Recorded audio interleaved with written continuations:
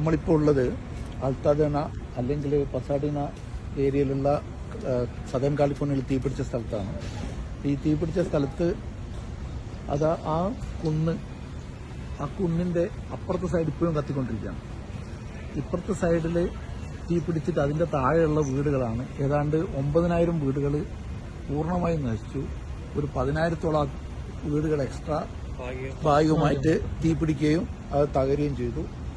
അപ്പോൾ ഏതാണ്ട് 1 ലക്ഷത്തിന്റെ 1.5 ലക്ഷത്തിന്റെ ഇടയിലുള്ള ആളുകൾ ഇവിടുന്ന് ഇവാക്യുവേറ്റ് ചെയ്തിട്ട് മറ്റ് പല സ്ഥലങ്ങളിലേക്ക് പോയിരിക്കുകയാണ്.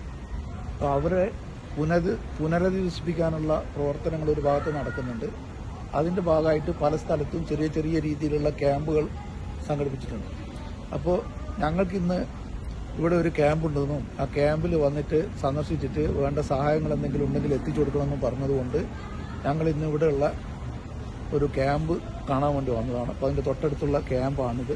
അപ്പോൾ ക്യാമ്പിലേക്ക് USA KMCCയുടെ പ്രവർത്തകരോടൊപ്പമാണ് ഞാൻ വന്നിട്ടുള്ളത്. നമ്മുടെ കുറച്ച് പ്രവർത്തകന്മാരുണ്ട്.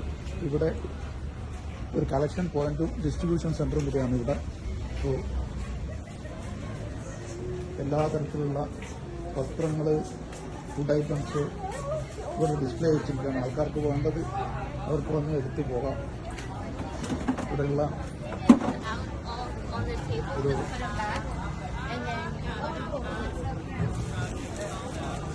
ഒരു മുസ്ലിം സുഹൃത്ത് അഹമ്മദും അവന്റെ സുഹൃത്തുക്കളും കൂടി തുടങ്ങിയ ക്യാമ്പായിരുന്നു. ചെറിയ രീതിയിൽ ഇന്ന് രാവിലെ തുടങ്ങിയത്. പിന്നീട് അതിന് വളർന്ന് വലുതായി ഒരുപാട് ആളുകൾ വരികയും ഒരുപാട് സാധനങ്ങൾ വെക്കുകയും ചെയ്തു. പിന്നെ വസ്ത്രങ്ങൾ, എല്ലാ തരത്തിലുള്ള വസ്ത്രങ്ങളും ഇതുണ്ട്.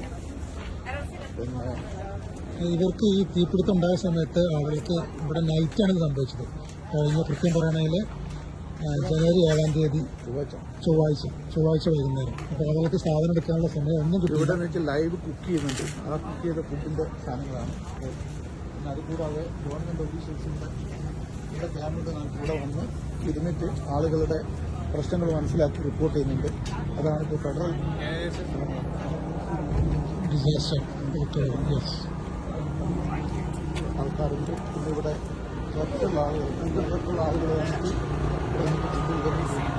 ഇങ്ങനെയൊക്കെയാണ് സിറ്റുവേഷൻ ഉള്ളത്. ഇപ്പൊ നമ്മൾ ഇവിടെയുള്ള ആളുകളോട് സംസാരിച്ചപ്പോൾ മനസ്സിലായത് ഇവിടെ നമ്മുടെ അടുത്ത ആഴ്ചയോ ഇല്ലെങ്കിൽ അടുത്ത ഏതെങ്കിലും ദിവസമോ നമ്മുടെ ആൾക്കാരുടെ ഒരു രീതിയിലുള്ള ഒരു ഫുഡ് ഡ്രൈവ് ഇവിടെ സംഘടിപ്പിക്കണം എന്നാണ് അവർ പറഞ്ഞിട്ട് നമ്മളോട് ആവശ്യപ്പെട്ടിട്ടുള്ളത്.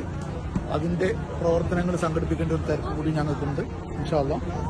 അപ്പോൾ ഇവിടെ ഇതുപോലെ സംഘടിച്ച് ഭക്ഷണങ്ങളും എത്തിച്ചു കൊടുക്കണമെന്ന് പറഞ്ഞിട്ടുണ്ട്. അപ്പോൾ അതിനുള്ളൊരു ശ്രമം നമ്മളെ ഭാഗത്ത് നടത്തണം. അതിൻ്റെ കാര്യങ്ങൾ ചെയ്യാനുള്ളൊരു കൂടി അലഞ്ഞും കൂടി ഞങ്ങളിപ്പോൾ നടത്തുന്നുണ്ട് ഇൻഷാ അല്ലാഹ്.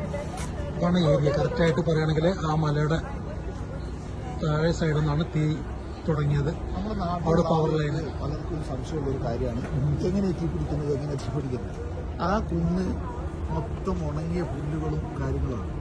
അപ്പോൾ അതിൻ്റെ അടുത്തുള്ള ഒരു ഇലക്ട്രിക് ലൈൻ ഷോർട്ടായി അതുമൊന്ന് സ്പാർക്ക് ഉണ്ടായി അതിശക്തമായി. അതായത് പിന്നെ ഒരു സെക്കൻഡിൽ 1 മൈൽ അത്ര സ്പീഡിൽ അടിച്ചുകൊണ്ടിരിക്കുന്ന കാറ്റായിരുന്നു എന്നാണ് പറഞ്ഞത്.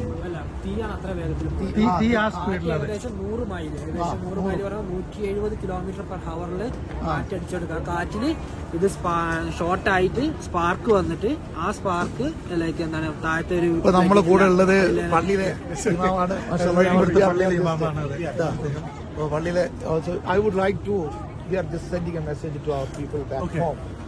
We are explaining them what actually happened. So I explained them what happened. Okay. And I would like to give them a brief about the masjid. So you told us already. I am sorry to make you repeat again. Make a brief one. Yeah, the masjid,